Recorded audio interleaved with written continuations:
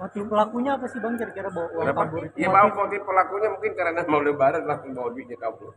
Jumlah uangnya 170 juta. Itu penjualan 2 malam. Itu untuk satu restoran ramen seperti itu termasuk penjualan yang sangat bagus. Ya berarti hampir berapa itu? Hampir 80 juta sehari. Bang, proses penerimaan karyawannya seperti apa, Pak?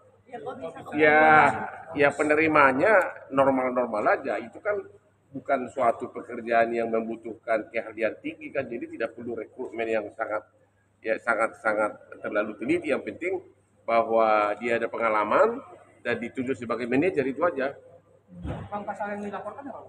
Ya pencurian. Pencurian ya. Iya. Bang, kira-kira selain uang itu kerugiannya apalagi sih Bang yang di Ya itu aja kok. aja. Ya, itu aja karena hanya kerugian duit 170 juta. Penjualan hari pertama lagi. Penjualan hari pertama dan hari kedua dibawa kabur. Bang, ini udah berapa hari ini, Pak? Ini udah hampir sebulan ini. Belum ketemu gimana, Belum Bang? ketemu. Istrinya pun belum pernah ketemu suaminya. Jadi ya kita sabar aja. Pasti akan dapat. Bang, ini menarik Bang. Tadi nantangin Rocky Gerung Bang. Itu gimana Bang? Iya Bang. Ya itu sebenarnya hanya candaan aja. Gini loh, saya sangat menyesalkan. Saya termasuk prihatin melihat sikap dari Rocky Gerung yang setiap wawancara selalu membuat tuduhan-tuduhan terhadap Presiden Jokowi. Sebenarnya kalau Jokowi mau waktu pertama kali buat tuduhan yang sangat keras kan waktu zaman dulu kan, waktu zaman pemilu ya. Justru Jokowi sudah memaafkan dia. Yang parahnya lagi kayaknya ada satu host yang juga sudah tersangka di Mabes Polri paling sering undang dia. Jadi sepertinya host yang marah ini memakai tangannya Rocky Gerung untuk melampiaskan dia punya unek-unek gitu loh. Anda tahu lah itu bekas dari Kompas itu. Tapi dengan sindiran-sindiran Rocky Gerung terhadap Abang sendiri seperti apa? Ya dia sindiran apa kan? Kalau saya tantang dia berdebat hukum, dia tahu apa hukum. Dia gini loh, Rocky Gerung itu berpikirannya sangat picik. Dia kira pengacara itu bisnisnya itu hanya berdebat kasus korupsi. Dia tidak tahu 90% kerjaan saya itu adalah untuk international litigation, perkara-perkara konstruksi, banking and finance, arbitrase, derivative swap. Itu yang bikin gua kaya raya.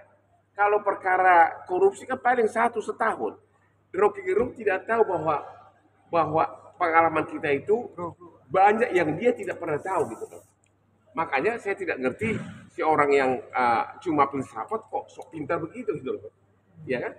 Kalau soal ngajar mengabdi, saya itu udah ngajar ribuan pengacara dan saya sudah bantuin ribuan rakyat di Kopi Johni. Anda tahu itu. Sudah saya bantu ribuan rakyat dari selama 15 tahun terakhir tanpa saya menyombongkan diri. Kalau dia itu kan selalu menyombongkan diri seolah-olah dia hebat, seolah-olah presiden yang sekarang itu nggak becus gitu loh. Itu yang saya kesal sama dia. Dan seolah-olah dia paling pintar hanya gara-gara bisa ngomong tentang Hitler ini, dia kan itu kan hanya teori-teori kosong itu kan, dalam praktek kan nggak begitu. Terus dia bilang bahwa pengacara itu hanya taunya bermain amplop, dia bilang gitu. Itu yang dia salah. Dia tidak tahu saya ini pengacara internasional. Saya itu 20 tahun hidup sama asing. Saya itu pernah 10 tahun jadi anak buahnya berbagai pengacara bule. Pernah saya 10 tahun membawahi ratusan pengacara termasuk bule. Pernah saya 4 tahun sebagai pengacara di Australia, pengacaranya 700 orang. Jadi perkara perceraian korupsi yang kita tangani itu hanya 5% dari perkara keseluruhan.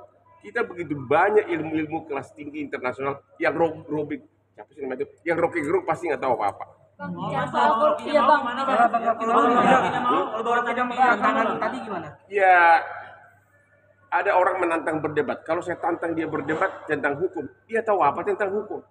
Nanti dia cocoknya itu berdebat tentang komik-koping ho. Di situ kan banyak filsafat. Iya kan? Kalau Bang Rocky nggak mau buat tanding tinju gimana? Kenapa? Ayo kalau mau ayo kita tanding di HSS 5 nanti. Gua sama Rocky Gerung. Kalau nggak mau Bang. Hah? Kalau nggak mau.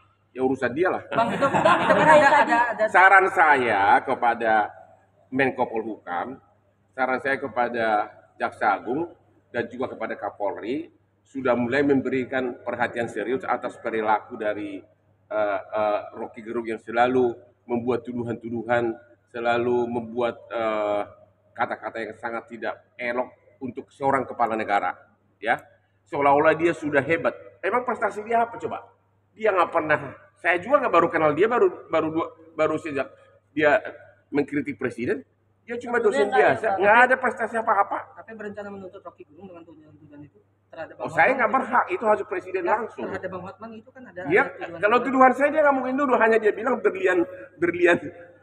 berlian saya katanya lebih bersinar dari otak saya. Justru dia yang tidak punya otak karena berlian saya ini adalah hasil kerja keras otak saya yang brilian. Karena tanpa otak yang brilian tidak mungkin menghasilkan berlian. Ini aja 12 miliar, ini satu, ini 12 miliar, 9 miliar, ini hampir 30 miliar. Jadi kalau otak saya tidak brilian, bagaimana bisa menghasilkan? Belum lagi saya punya saham di mana-mana. Dibandingkan dengan dia hanya ngajar, udah itu bujang lapuk, memimpin keluarga aja nggak pernah. Bagaimana memimpin negara? Ya, dia itu sangat sepintar-pintarnya orang, nggak boleh begitulah. Masa setiap di medsos presiden aja yang ngomongin, seolah-olah orang lain kurang ajar semuanya. Emang dia siapa? Dia kan baru kita kenal belakangan ini. Prestasi apa? Nggak ada prestasi, cuma dosen doang. Nggak boleh gitulah sama kepala negara lah, ya. Walaupun kebetulan saya mendukung 02 ya, tapi nggak ada kaitannya lah. Nggak boleh, harus ada etika lah, jangan gitulah. Kalau memang dia hebat, buktikan dong, ya nggak? Kenapa dia ikut sebagai tim kuasa hukum? Memang dia nggak bisa. Dia tahunya cuma filsafat. Tahu nggak filsafat itu apa? Hanya teoritis. Hanya mengatakan apa itu hidup, apa itu manusia. Itu yang dipikirkan oleh filsafat. Bang, bicara soal korupsi, setuju nggak sih jika korupsi itu pelakunya itu di... Oh, udah jangan terlalu jauh ke sana deh. Gimana nih Nggak, Bang? Bang. Tadi kan bicara Iya, soal korupsi. iya. Ya, sedikit dong. Menominalisasi 271 triliun itu. No comment soal itu. No. Oke. Lu tahu dong, kalau saya no comment berarti ada kaitannya karena hampir semua seleb konglo-konglo di Indonesia ini pasti dekat sama saya. Anda tahu dong, hampir semua konglomerat klien saya, orang-orang yang saya sebut teman saya semua. Jadi no comment. Itu yang enak dong ngomongin teman. Ya, oke. Rocky Gerung, tanggal 21 April. Nasihat saya kepada Rocky Gerung, stoplah ngomongin presiden terus. Emang lu siapa sih? Apa sih karyamu? Jaksa Agung, Menko Polhukam dan Kapolri, pikirkanlah pasal lain untuk mengenakan kepada Rocky Gerung. Nggak boleh gitulah kepala negara digituin terus. Masa tiap hari setiap dia tampil di media, presiden aja yang terus dibilang tidak demokratis lah, tidak inilah. Ya padahal dia aja gua nggak pernah kenal dia itu orang. Ya, Bang, ada masukan nggak untuk Presiden Jokowi yang sering dihina sama Rocky Gerung itu seharusnya seperti apa? disitulah kehebatan Presiden Jokowi ini. Waktu dia diberikan kata-kata yang sangat mencemarkan nama baik pada saat awal-awal pemilu, dia dimaafkan oleh Jokowi. Padahal Jokowi sebenarnya tinggal bikin laporan polisi, tinggal di LP, selesai itu barang. Disitulah kehebatan dari Jokowi yang kita bisa tidak duga.